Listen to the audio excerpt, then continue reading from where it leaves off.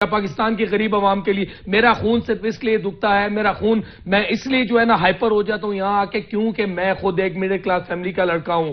میں اپنے سے نیچے والوں کو جب دیکھتا ہوں، ڈیفرنٹ غریب لوگوں کے محلوں میں جاتا ہوں، تو خدا کی قسم میرا دل کرتا ہے کہ میں خودکشی کر لوں۔ اس لیے ایک کمرے میں 5-6 بچے ہوتے ہیں، ان کے پاس بجلی نہیں ہوتی، گیس نہیں ہوتی، ان چیزوں کی بھی چھوڑیں یار، خدا کی قسم ان کے پاس کھانے کو نہیں ہے، طارق صاحب یہ یہ کیپٹلزم اور کرپشن کے شاخسانے ہیں۔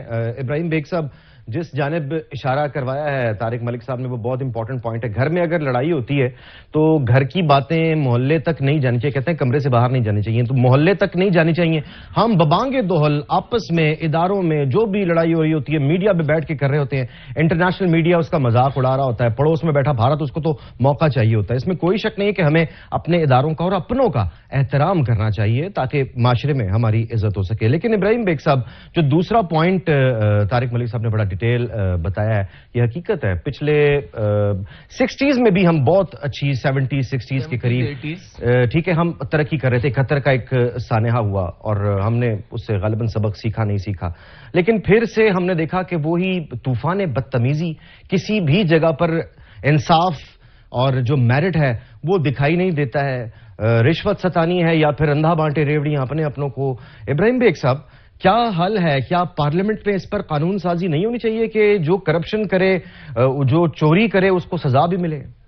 دیکھیے قانون ان کو پیغام میں تو ہر پروگرام میں بیٹھ کے دے چکا ہوں، لیکن یہ ہمارے جو ہے نا پیغام پہ جو ہے نا یہ لوگ نہ تو ہمارا پیغام ان تک پہنچتا ہے، نہ یہ ہمارا پیغام سنتے ہیں اور نہ یہ سننا چاہتے ہیں۔ کیوں کہ اپنے اپنے مفادات کی سیاست ہے۔ خدا را آپ لوگ یہ اپنی ذاتیات کی سیاست کو چھوڑیں، پاکستان کے لیے سوچیں، پاکستان کے غریب عوام کے لیے سوچیں۔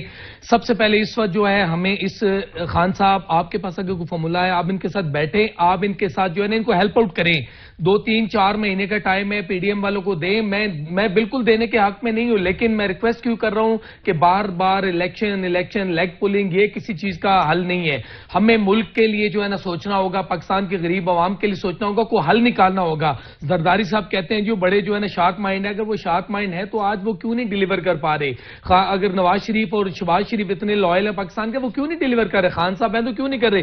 میں ان لوگوں سے ریکویسٹ کرتا ہوں کہ یار آپ 3 پارٹیاں پاکستان کی بڑی جماعتیں ہیں، آپ لوگ جو ہے نا اپنے گردن سے سریا نکالیں، پاکستان کے لیے سوچیں، پاکستان کے غریب عوام کے لیے سوچیں، دین اسلام کے لیے سوچیں، کیونکہ ایک ریاست مدینہ کی بات کرتا ہے، ایک جو ہے نا غریب عوام کی بات کرتا ہے اور ایک پاکستان کی بات کرتا ہے۔